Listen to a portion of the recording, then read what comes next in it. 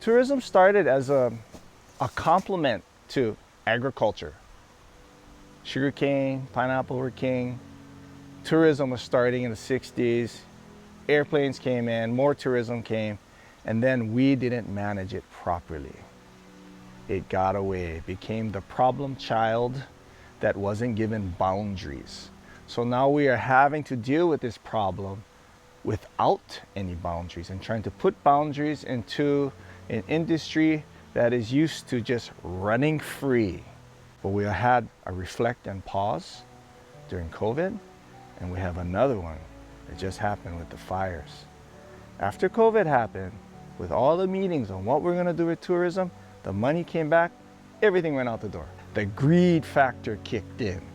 And when greed kicked in, economic interests will always outweigh cultural or community interests because there's money to be made. Aloha, my name is Kaliko Lehua Store. I was raised in Lahaina. I was born on Oahu. I have been with Hyatt Hotels and Resorts for 26 years. And I also work with Pu'ukukui Watershed Preserve.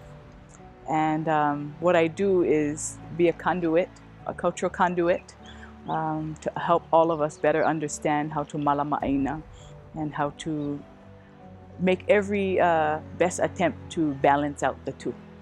There can be a negative feeling because we observe how the visitors enjoy our island. Some of them are better than others. You know, I know that there's visitors that come that have become family to us. But then there's always some of them that say, I'm entitled. I can go over here and I can go over there. I can cross the private property. You know, there's a book out there that tells them to do those things.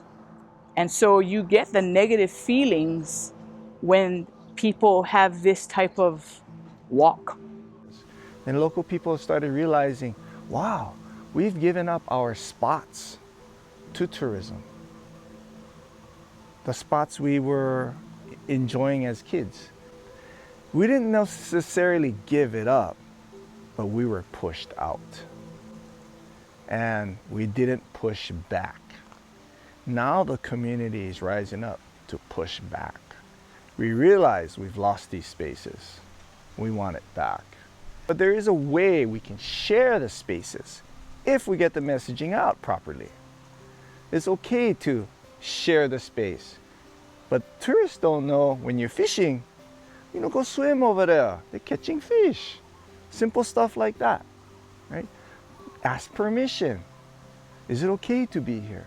Talk story.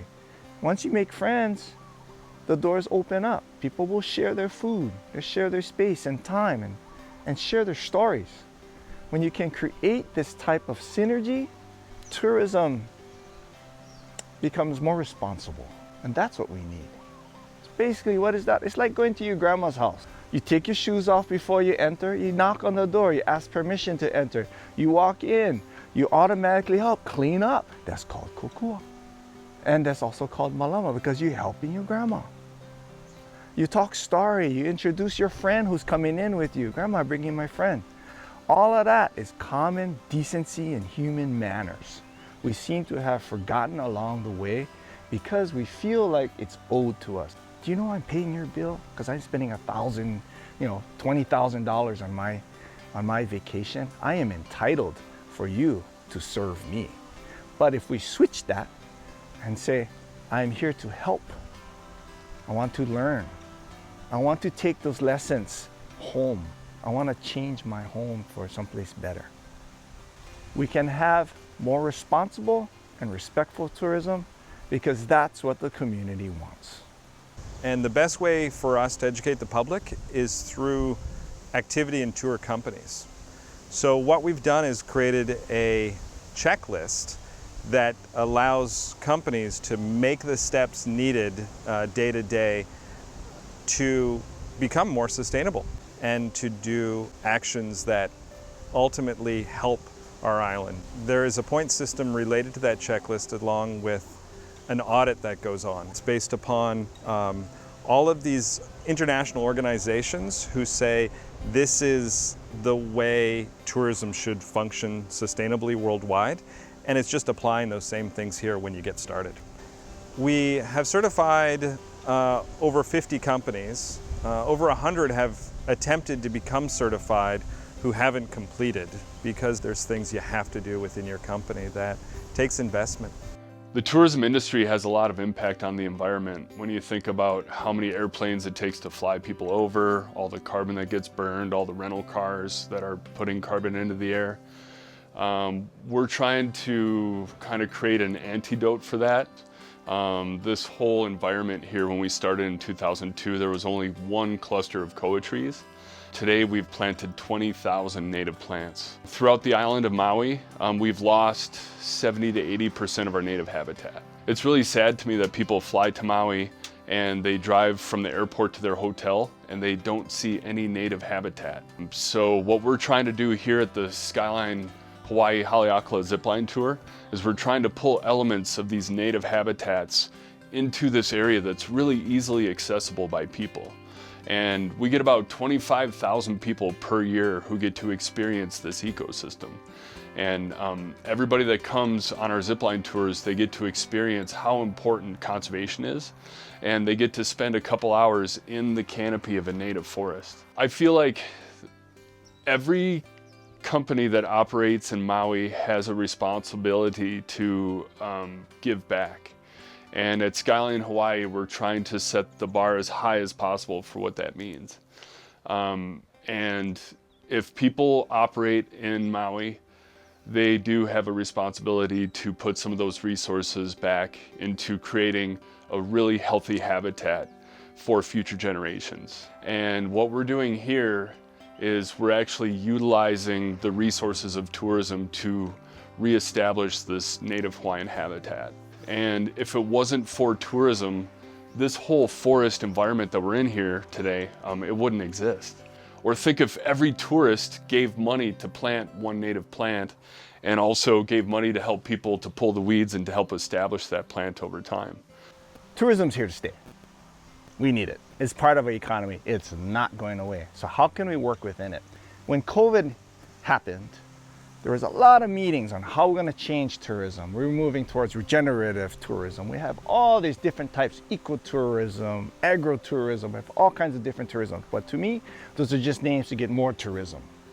We have a carrying capacity, which is like a cup full of water. The cup is already full, but we keep pouring water into it. And when you spill over effect, you have problems.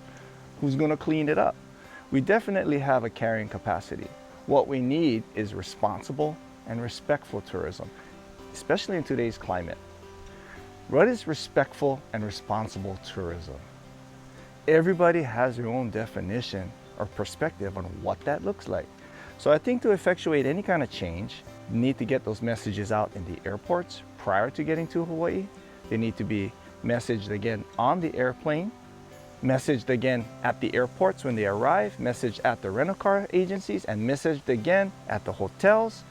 So if we can just manage these things properly and get the right people in position and power to make those difficult decisions that's not economic based. Well, we can make tourism more sustainable by actively engaging in tourism. So right now we've kept a real arm's length and say, oh, tourism is bad, tourism is bad. And so we haven't invested what we should into the tourism management. We haven't maintained trails properly. We haven't done a lot of things here that should be for the tourism community and for ourselves. That investment just hasn't been made. I think sometimes we've taken only certain parts of our culture to put up into the visitor industry. We need to hold these businesses accountable in education, in ensuring that they are teaching from a sincere place, an authentic place, and actually a factual place. It would mean to get into all the spaces that have influence within the visitor industry, to ensure that, one, the narratives are correct, the education components are correct, and they're taught from Kamau of these places. So if we can find a way to ensure that these different areas for different seasons come under these kapu systems and are learned and are educated by the kupuna of those ahupua'a, we'd be in better shape environmentally. There's got to be more education almost at every 2 steps to be able to teach from this perspective. If it wasn't for these native ecosystems and the Hawaiian culture, Maui would just be like anywhere else. Basically, the tourism industry has a kuleana to Maui, and to make it so that Maui will remain a really amazing place for people to live, for people to want to come and visit.